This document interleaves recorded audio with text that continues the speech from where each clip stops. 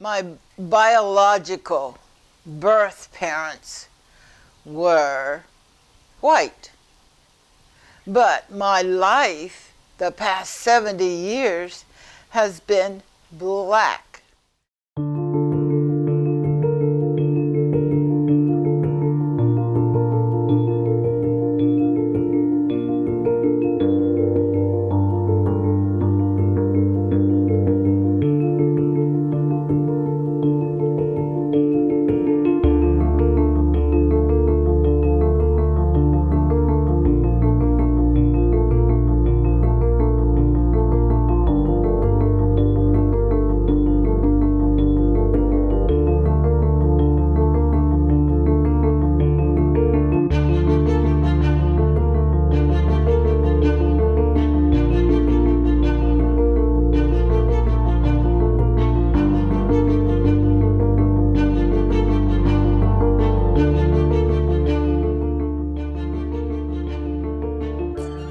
My biological birth parents were white, but my life, the past 70 years, has been black. Verda Byrd grew up in a different time, small-town Kansas, in a small community. Adopted at age 5, her mother showed her what it meant to be a strong black woman. What she taught me growing up is what I am today. She taught her everything, well, almost everything. But she failed to tell me that I was born of white parents. A little secret Verda wouldn't learn until just recently, after stumbling across an adoption document in her parents' garage. She wrote a book about her life, and her story is now included in a new documentary film, 70 Years of Blackness by Christopher Winfield. Chris Pearson made some other documentaries, but 70 Years of Blackness was, I mean, he blew it out of the water.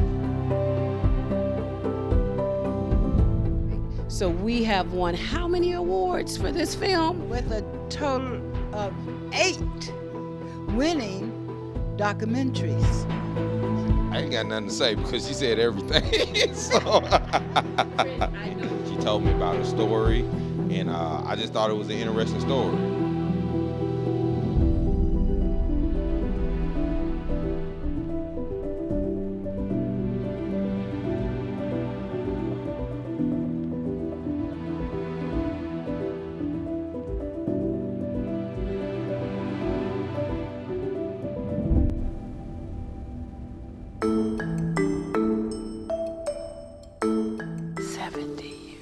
I can show you the original document. I can show you notebooks in there. I've kept everything I've written for the past 6 years. Wow.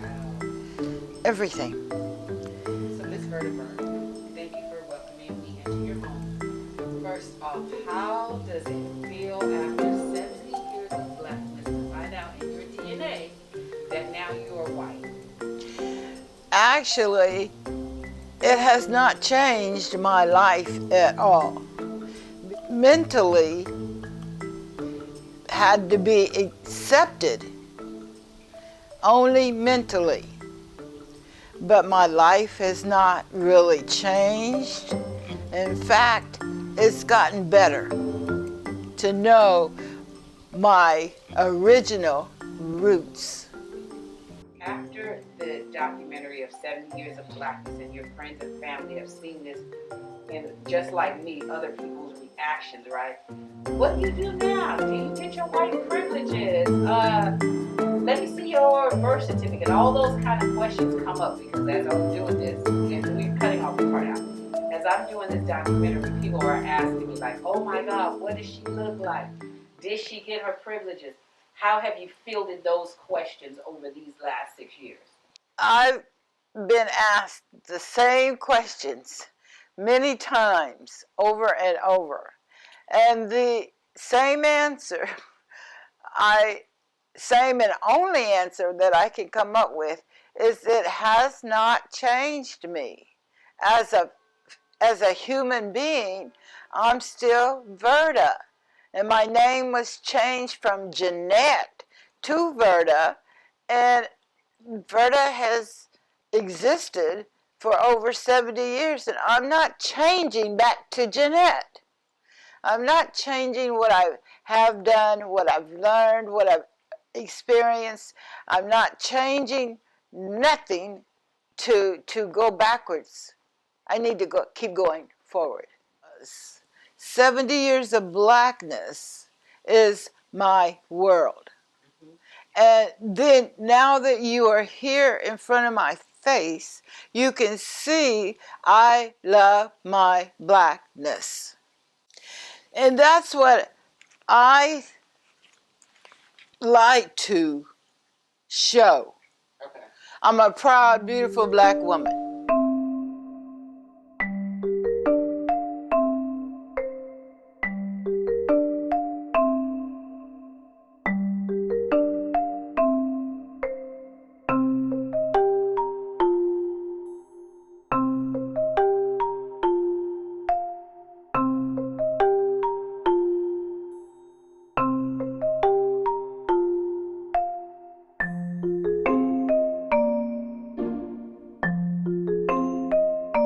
Well, 30 years ago, my parents died, and I came across the document, my adoption document, but I lived overseas, and I didn't have time to do it.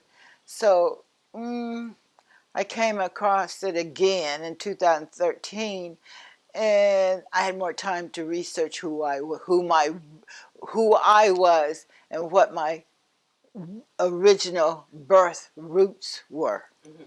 And that's how I've come up to 70 years of blackness. Oh, my goodness. Yeah. So, growing up, you knew you were adopted, just not, you were not. You didn't Well, know you had a different race. My adopted mom told me that at the age of 12 that I was adopted. But the word adoption didn't click in my head. Right. So I just said, okay. And that was all she ever said. And I never asked anymore because I forgot about the word. And I didn't, why do you want to ask about something that you don't even know about? And at the age of 12, you kind of try, your ABCs by then, but you're wondering, now in 2 years I'll be a teenager. I can't wait to get out of here. I'll be grown at 18. I'm in high school. So that's how it all started in Newton. Then my birth parents, I didn't even know existed. I didn't know they existed at all. Also, at the time you found out.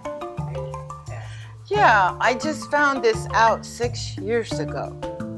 In 2014, 15, 16, 17, 18, 19, 20, 6 years ago, I just found out that I was born white. So I put that together with a child's mind. When they're 6 years of age, what are they learning? They're learning their name. They're trying to learn their address, where they live. And they're learning their mom and dad. You're learning. Those are the years of beginning of your life. So 6 years ago, the beginning of my white life started just 6 years ago. And I'm in my 70s, so yes, the question, how do you adapt to it? Well, the past 6 years, I've had to learn to accept mentally that this paper says I'm white. But now, with your white DNA and your white birth certificate, does it give you pause? Like when we're talking, what box do you check now? When you're out in this world and all of the things that are going on in this world, and you've got to check white, black, other, with your new information. Even though you're raised in your culture, you are who you are. But you got this new information. What do you do now? What box do I check now? And I want to take the first step to accept staying who I am. Because you can't make me different because you're white. And you can't make me different because you're black. And you can't make me any different if you're Chinese.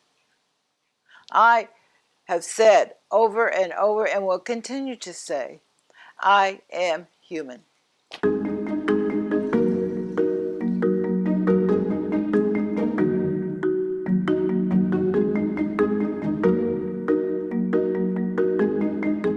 How in the hell do I learn to be white? There's no book that I can read for instructions. Is there? Tell me where to get the book at. Verda Byrd's biggest question now that she found out, like, what box do I check? Mm-hmm. How do I find out how to be white? That's a very interesting question. What is being white?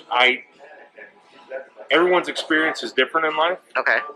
And what something means to me might not feel the same way to another person. So how to define whiteness, if you will? How do you define blackness? I don't know. It's very interesting. It's a very interesting question to ask. I just always thought of myself of being in the moment. Okay. And I'm not really concerned with acting a certain way or being a certain way, except for being polite. Okay. I think that's important. Let's all just be polite. Your mind has to develop a plan of how you want to do this, how you want to conquer this, how you want to treat this, how you want to do it. And so with me finding out that I was white, what do I do now? I'm white, okay. Where do we go from here? What do I do next? Become purple? How do I accept the whiteness? But my activities didn't change. So my mind developed a plan as to how do I accept any whiteness, anywhere, anyhow. How do I do this? When we don't know something, don't we ask? Don't we research? Don't we try to learn what we don't know? And put all our life pieces together, whether they be black or white or rich or poor. We have to put all our pieces of the puzzle together. And until you get all the pieces together, well, then you don't know what you're talking about. How long do you think it takes us to get there? There's no time limit. No, because life on this earth, we should learn something new. And whether it's difficult or easy, we learn.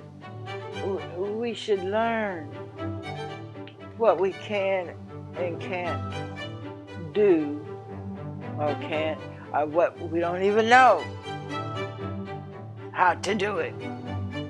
You know, but a good example is, I look at these people that are 100 years old, they skydive. That's something that they've never done before. Charlie Montanaro celebrating his 100th birthday like anybody would. Okay, maybe not anyone, but his reasoning is... That's about all there is left to do in life. Right, doesn't matter. You can skydive, you can be a scuba diver. You know, you gotta learn how to put the mask and the breathing tanks on. You got to learn and study something that you don't think you wanna have ever learned before or heard before. You know what? I never knew how to be white.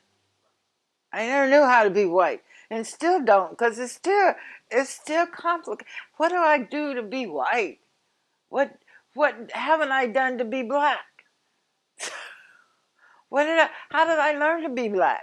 Another thing about trying to learn to be white is the guaranteed rights that white people had.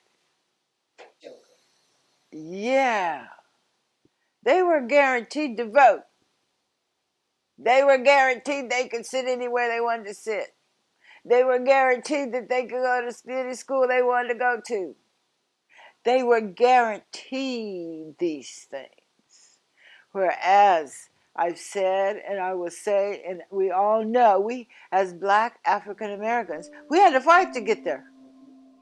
They were guaranteed.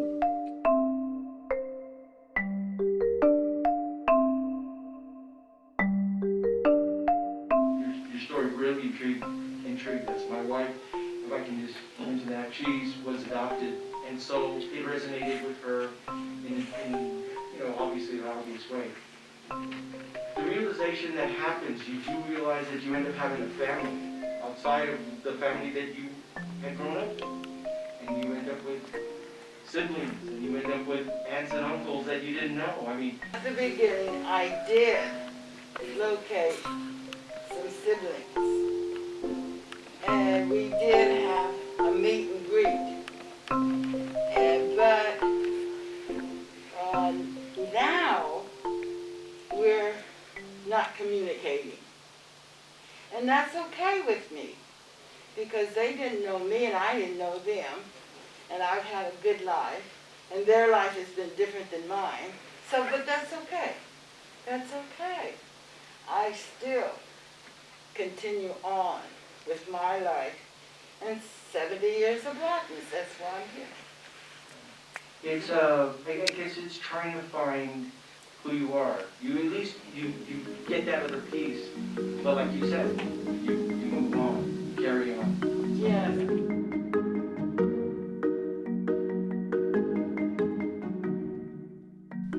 So you've been on your journey to find out about transracial adoptions, foster care. You have been on a really amazing journey throughout the 70 years of blackness. It's not so much about adoption, but it's about unconditional love. Okay. That all parents should have for their children. Oh, that's beautiful. That's beautiful. Unconditional love, because it was basically a love story. Not just an adoption story, but a love story, by biological parents and adopted parents. And so from all of that, you're answering those questions as you're on your journey, discovering, your roots, your biological roots, asking, well, what box do I check now, has been a very interesting journey for me, okay? So I thank you for this opportunity, and I'm really proud of you, most of all, for the work that you're doing with your scholarship. Because these two are about you, and the world gets to see your story. And more than that, you're giving back through the scholarship. Tell us about the scholarship that you have for the foster children. I've started a scholarship project for children, young adults aging out of the foster care system. Yes. And that means their ages 18 through 26. College is not for everybody. True. And I have found that there's not financial aid for any of the skills trade. Mm-hmm. Some of the, skills like going to barber school, going to cosmetology school. Cameraman. Being a cameraman. Mm-hmm. There's not financial assistance there. That's true. And they used to call it trade school. Well, it's trade or skill or whatever you want to call it, but they need financial assistance because they're young adults and they're out of the system now at age 18, and they really don't have good direction. True. And they don't really know what to do, and they certainly don't have a lot of money. Okay. So I've started this scholarship project, and hopefully by the beginning of 2022, I will be able to give my first scholarship. My name is Rochelle Wadley. Well, I was very lucky to meet Ms. Verda when she was actually performing one of her very first fundraisers, which was a clothing drive in my neighborhood. After stopping by to talk with her for a few moments and ask her what she was out there doing, she told me that she was raising money for a scholarship project that she was trying to put together. After talking about her own story with her adoption and such, we really got a chance to talk about what this scholarship could become, and we just needed to get the right people behind it. So for the scholarship project, it's geared towards children and young adults who are aging out of the adoption process, who choose to go into a trade school or get a certification rather than to going to a four-year university to get a 2 or 4 year degree. We realize that a lot of times students who choose to go that route don't get the proper backing and the financial support that they can via monetary funding through their schools or their community. So after talking to Ms. Verda about her own story, she really has a heart for giving back to this particular group.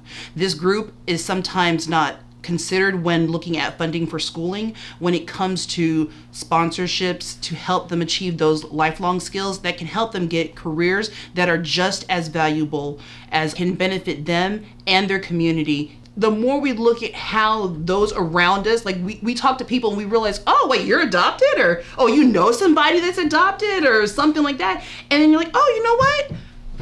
I know something that could really help them out. If they choose not to go to school, they choose to go get a trade. And I feel like society is sometimes so harsh on those who are in service. Right. I mean, I have a brother who's in food service and people look down on him, and I am so proud of him. He has some of the best customer service skills, and we can't treat people like they're castaways or they're less than or anything like that, especially if we're in a position to sit and be like, oh, well, I went to school, I went to college, I had my grant or I had my scholarship or whatever. So many people don't get that kind of help. And I think people just need to learn that we have to take care of each other. It goes without saying that we can't look at these people who are going to grow up and become adults and then wonder in our old age what in the world is going on and how come this generation after us doesn't know how to do some of these blue collar jobs. Well, they were never taught because they never went. They might have never gone to school. They might have never had the education. So I definitely feel like this is it's definitely for a worthy cause. You can find us on Facebook at 70 Years of Blackness Scholarship Project. If you go to that page, you will find all the information of how to get in touch with us and how to donate money as well. If you'd like to email us, our email address is 70yearsofblacknessscholarship@gmail.com. We welcome any amount. No amount is too small. We're working with the schools in our community. We're focusing right now in the San Antonio area. We're reaching out to those schools to get in touch with those career counselors and those career centers that can help get out the word about their scholarship.